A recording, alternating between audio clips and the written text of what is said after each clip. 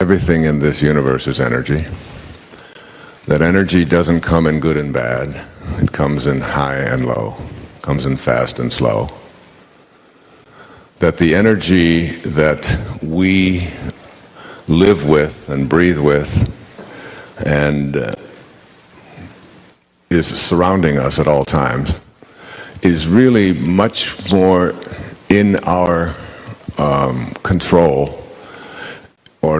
or even in our ability to change than we have been conditioned to believe in our lives. In fact, energy and energy medicine and the idea of energy is a whole new world of investigation. And that there are certain principles, there are certain ways of living, and certain things that we can do that can help to bring our energy into the higher and faster energies. The slower energies will calibrate to make us weaker. The slowest of them are shame and fear, self-doubt, anxiety, depression, and so on. And that each time we have a thought, which is the source of our energy, of any one of these kinds of lower and slower vibrations, that we impact our bodies, our environment, our families, and ultimately our universe. So that we almost have an obligation not to think depressing thoughts. Not only because it will impact us negatively in our physical bodies, but because it will literally impact all of those around us as well. And as we become very conscious of our thoughts and the fact that they represent an energy and they can result in our being weaker or stronger, we can become conscious of how quickly we can shift those energies. And how easy it is, rather than how difficult it is, to make those shifts. In an instant, you can utilize something like japa, the repetition of the sound of the name of God, in the moment of stress or anxiety or fear or shame. You can use that no matter how much your ego and the part of you that demands that you be right insists that you not do this. You can literally just do this for a minute or two or three and shift it and find that it disappears. I want to show you this map of human consciousness. Map of human consciousness goes from a frequency that he has created called 1 to 1,000. And the lower the frequency, that is the slower the vibration, the more it will keep you weak. And anything below 200, by his formulation after 29 years of study, anything that calculates or vibrates or calibrates lower than 200 will weaken you. It will take away your strength. And anything above 200, up to as high as 1,000, will empower you. So below 200 is force, above it is empowerment. The lowest level in this map of consciousness is called shame. That when you are experiencing a shameful thought, you will weaken yourself. The next up is guilt. The next up is apathy. All of these will weaken you. The next is grief. Grief itself, even though there's a lot of people making a strong case for it, to grieve is to weaken yourself. Fear, which has as its emotional counterpart anxiety. Craving, or ultimate desire. Anger, and pride, which is scorn and hate, are all going to weaken you. Now, the ones that will strengthen you, starting from the lowest ones that will strengthen you, that calibrate at 250 and above are neutrality, which has an emotional correlate of trust, and then willingness, that calibrates at 310, and that's optimism, and then acceptance, which is forgiveness in the emotional realm, is 350. Reason and understanding calibrate at 400. Love and reverence at 500. Joy at 540, and serenity. And finally, peace at 600 is the highest that most of us will ever reach.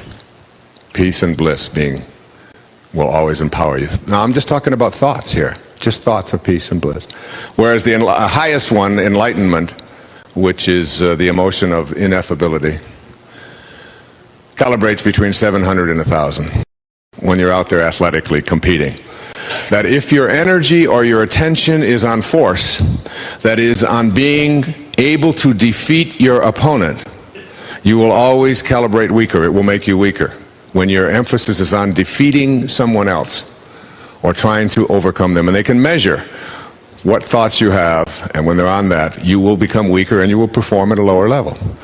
But when you put your energy and your attention on performing at the most empowering level that you are capable of performing at, and using your God-given abilities and talents to just allow yourself to go out there and connect at the spiritual level and perform, you will always perform at a higher level, and you will calibrate strong rather than weak. If I have a simple tulip bulb in my hand, and I ask you to look at it and say, what is it? You'd say, well, it's just a grungy mass of biological matter. I say, but look at it more closely. And if it gets nurtured in a certain way, that is, it's watered and put in the ground, it will become a tulip bulb. Why? Because it has built into it a future pull. A future pull that you can't see or dissect or find in any lab. It has a future pull, a picture that is part of its DNA, part of its genetic inheritance. If you take a liver cell from your liver and look at it and dissect it, and it has a future pull, it will always be a liver cell. It will never be anything else. In order for you to be able to manifest magic, real magic in your life, miracles, you must first be able to conceive of it. You must be able to conceive of it, and that means no doubt. And the doubt comes by shifting to a knowing rather than a belief. All of this stuff, Deepak and I are talking now about taking a group, making a movie, and taking in this movie a group of babies that say 100 of them. And as they are born, we remove them from the environment that they're in, orphans and so on, children who are to be abandoned, and we place them into a world where there is no doubt, where they get past the lie. You know, we're led to believe a lie, as William Blake said in his wonderful poem, Songs of Innocence. He said, to see the world in a grain of sand and a heaven in a wildflower, to hold eternity in the palm of your hand and infinity in an hour, we are led to believe a lie when we see with, not through the eye, which was born in a night to perish in a night, when the soul slept in beams of light. All of us are born in a night to perish in a night, in the physical world. But the soul, the spirit, resides and sleeps in formless beams of light. We are led to believe a lie, a huge lie. And the lie is that there are limitations in our life. Imagine these little children being raised in a world where doubt and impossible and can't do are never exposed to that. Anything that they can conceive of in their mind, they're able to practice. They go to fire putting out school, 101. And in fire putting out school, here's a fire over here, and you sit here, and you work on it with your mind, and you put that fire out. You know what my kids and I do after dinner? Many times after dinner in the evenings, a couple times a week, we go out and we put blankets on the grass. And in the blankets on the grass, we look up at the sky. And we kids say, I'm going to make clouds. Who wants to make clouds? I want to make clouds, Daddy. I want to make clouds. I'm going to make a rabbit. My kids, all the people in the neighborhood think that my kids are neurotic. Those Dyer kids think they can make clouds. Why not? The same intelligence that flows through them flows through the clouds. Why not shatter the illusion of your separateness and believe that? Imagine a whole curriculum, a whole world in which you were raised to know that there was no doubt. And you can transcend that doubt. And when you do, you begin to see that miracles, synchronicity become very much a part of your life. That you have within you the power to not only trust in yourself and in this divine wisdom, and also that you are connected to it through being a part of the environment as well as the environment being a part of you, but to also know that there's an energy, there's a force that will be used to bring to you what it is that you seek. So some of the things that you can do to access this force and to begin to have things show up in your life through this energy is when you first wake up in the morning, ask yourself, how did the conditions of my life that I would like to change first come about? How can I facilitate making conscious contact with my unlimited, invisible source of energy? In other words, stop just seeing yourself as someone that is separate from all of the things that have happened in your life, and recognize that there is something that you have been doing to manifest everything that's in your life already. It didn't just happen. Somehow, in some perhaps mysterious way, all that has showed up in your life showed up because of your own inner world and how you connected to it. So just look around and ask yourself, how did this spouse show up? How about these children? How about this furniture that I have? How about this job that I'm in? All of these things, what role did I play in this? Was this just a fortuitous accident of nature, or am I collaborating in some way that I don't quite understand with the forces of nature that bring things to me? And then begin to take some responsibility for it. Secondly, I would explore the possibility that perhaps the reason you believe that life is limiting is because you've assumed limitation to be in your life. If you don't assume there are any limitations in your life, then those limitations begin to go away. And all of the limitations that you experience and see in your world are really that which is in the physical world. There are only limits in the physical plane, in the right-hand side of the room, as I put it. All of the stuff that you see. Yes, there are beginnings and ends to all of that, as our senses perceive them. But in fact, that's really not who we are. Who we truly are, that divine being that is in all things, is unlimited. And when we can give up our forfeiture of our ability to get into that world, we also give up the world of limitations. Whatever picture you are able to create mentally will assist you in knowing that the creative energy is flowing through you. So work on these pictures that you have and make sure that the inner pictures you have of what it is you would like to have, these visualizations, are working with you rather than against you. When you are able to internally picture yourself cooperating with the divine intelligence, it will cooperate with you. If you can't picture this for yourself, if you can't get that inner picture, then you will manifest whatever it is that you are picturing, which is doubt. Another thing that I would remind myself is to never limit the spirit in any way. Talk to your spirit. Talk to this divine intelligence that is you, that is even giving you the power to talk in the first place and to think. And tell the spirit what you want without telling it how you want it to happen. Then retreat in faith and trust. Also, I would keep your mental picturing to yourself. Keep it secret. Keep it private. What you want to attract is between you and God. And the moment that you need to prove it or you need to share it, you take the energy away from its accomplishment and onto the reactions of others. Another thing to do here is to examine all of the supposed lacks and scarcities in your life. Then remind yourself, I created all of this with my thoughts and my conditioning and my beliefs and my actions of my past. Taking responsibility for all that has shown up in your life is the way to transcend the things that you no longer want to show up. Also remember that what you think about is what you become. The great secret of the universe.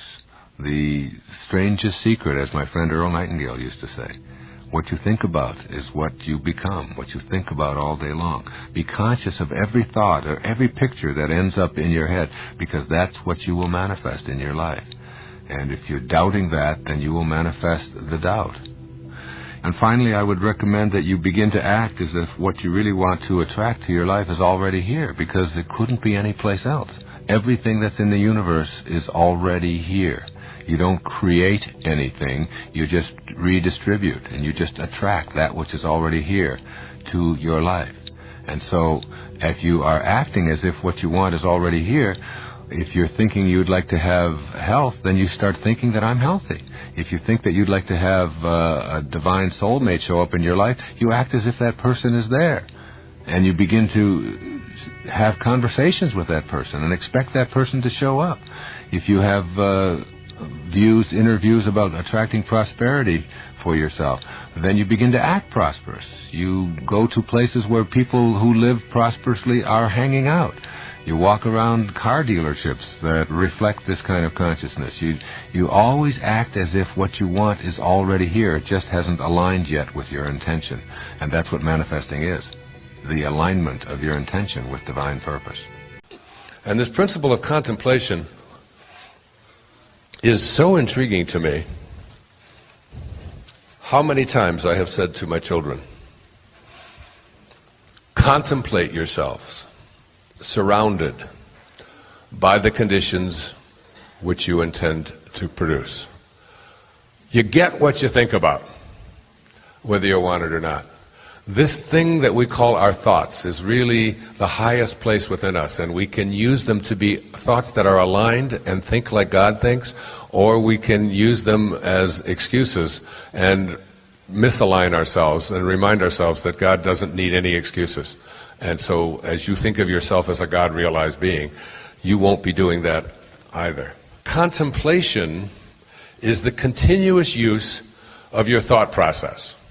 How you use your thought process to train your mind in a new way. Remember, we are training ourselves in this seminar to elevate our concept of ourselves to a place that matches what it is that we would like to live out and attract and be in our lives. That's what we're doing.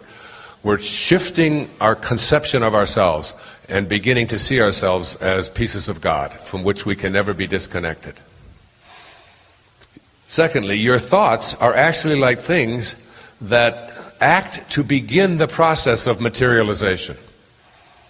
So that what you think about ultimately becomes what you become and what becomes of you. If you contemplate with thoughts that match originating spirit, which is Thomas Troward's word for God, if you contemplate with thoughts that match originating spirit, then you will have the same power as originating spirit. That's an alarming thing to think and say.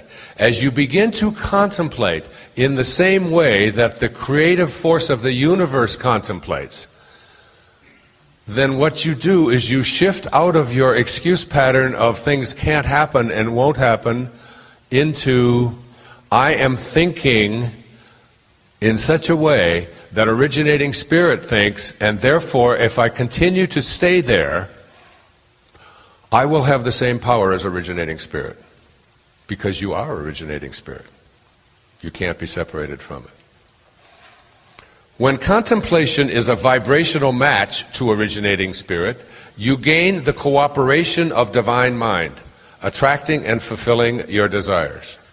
Let me say it again. When contemplation is a vibrational match to originating spirit, and everything is vibration, every thought is vibration, you gain the cooperation of divine mind, attracting and fulfilling your desires.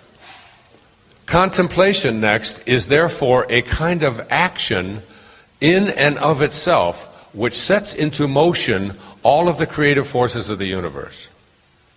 You want to set into motion the energy that will allow you to attract into your life what you want. You want to be not thinking about a BMW in your driveway or a new Rolex on your arm. You want to be thinking like God thinks. and living from those cardinal virtues, and recognize that you do not attract into this world what you want, you attract what you are. And as you become it and it becomes you, it becomes limitless, and a BMW makes no difference. When you rely on excuses, you allow your false self, the ego, to contemplate what you do not want or what you cannot have. Do you get that? When you rely on excuses, you give evidence that you contemplate what you can't have or what you don't want. Every time you come up with a reason why you can't do something or you can't have something, you are giving evidence that you are contemplating in a way that is not aligned with originating spirit. Therefore, you lose the power of originating spirit. Return to the ego. Every excuse you ever use for anything is evidence that you're contemplating what you can't have. Now, why you would want to contemplate what you can't have or what's missing in your life is a meme handed to you, because basically you've been taught you're not worthy of all of that.